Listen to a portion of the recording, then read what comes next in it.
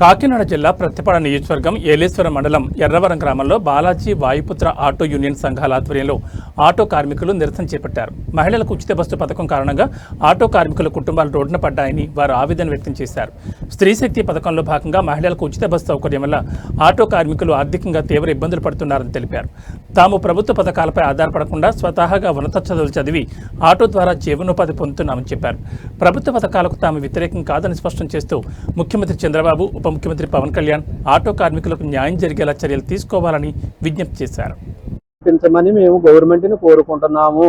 ఆంధ్రప్రదేశ్ ముఖ్యమంత్రి గారు చంద్రబాబు నాయుడు గారికి తెలియపరిచింది ఏమనగా మేము కాకినాడ జిల్లా అండి, మాది ఏలేశ్వరం మండలం ఎర్రవరం గ్రామంలో బతుకుతున్నామండి. ఆటో కార్మికులు అందరం కలిసి ఇక్కడ 350 బళ్ళు ఉపాధి పొందుతున్నాయి.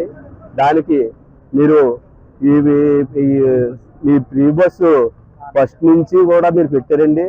దాన్ని మీరు దృష్టిలో పెట్టుకొని జనం ఎంతమంది బాధపడతారు అన్నది కూడా ఆలోచించకుండా మీరు ఒక కార్మికుల్ని ఇబ్బంది పెట్టి మీరు వెనకాల ఎంతమంది బతుకుతున్నారు, ఎంతమంది పాడైపోతారన్న దృష్టిలో కూడా తీసుకోకుండా మీరు ఏదో గెలడానికి మీరు ఒక ఆఫర్ పెట్టారండి. పెట్టిన మనం చాలా మంది పెద్ద పెద్ద చదువుకున్న వాళ్ళు, పల్లె పిల్లి వాళ్ళు వీళ్ళందరూ కూడా ఏదో ఫైనాన్స్ మీద 15,000 రూపాయలు కట్టుకొని బళ్ళు తెచ్చుకున్నామండి. తెచ్చుకొని తిప్పులు ఉన్నారండి. కొంతమంది వాయిదాలు కట్టక వాళ్ళు ఇబ్బంది పడి కూడా ఉన్నారండి. దాని గురించి నా పేరు డి చంద్రబాబు అండి, కాకినాడ జిల్లా ఏలేశ్వరం మండలం ఎర్రవరం గ్రామం. మా గ్రామంలో ఆటో కార్మికులు సుమారుగా 400 లోపు ఉన్నారు.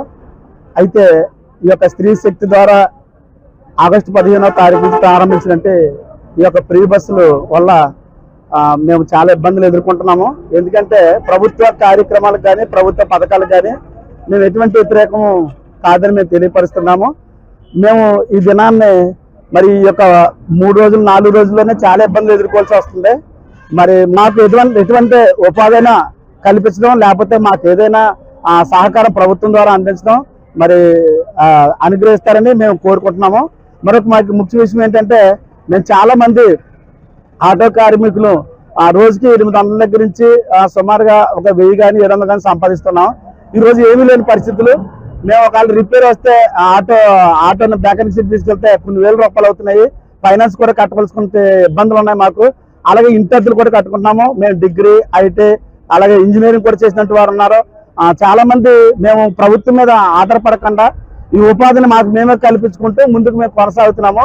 అయితే ఈ పరిస్థితిలో మరి మేమే ఇక్కడ సుమారుగా 400 మంది పైగా డ్రైవర్లు ఉన్నాము, కార్మికులు జీవిస్తున్నాము. ఈ రాష్ట్రం అంతా చూస్తే, ఆంధ్రప్రదేశ్ అంతా చూస్తే చాలా మంది లక్షల కొలది కూడా డ్రైవర్లు, లక్షల కొలది కూడా కార్మికులు ఉన్నారు. వారి మీద కుటుంబాలు, తల్లిదండ్రులు బేసే ఉన్నారు. బాలాజీ అన్న వాయుపుత్ర యూనియన్ నుంచి 400 బళ్ళు ఉన్నాయండి. ఈ 400 బళ్ళు కార్మికులు ఒక్కొక్క కుటుంబానికి 10 మంది 20 మంది ఉంటారండి. మొత్తం 400 నుంచి 4 లక్షల వరకు రాష్ట్రంలో చూస్తే ఒక 50-60 లక్షల జనం ఉంటారండి. వీళ్ళందరి జీవనాధారం కూడా పోయిందండి. ఆగస్టు 15 ఫ్రీ బస్ పెట్టిన తర్వాత మొత్తం నష్టపోయామండి. మేము వాళ్ళు చాలా నష్టపోతున్నారండి.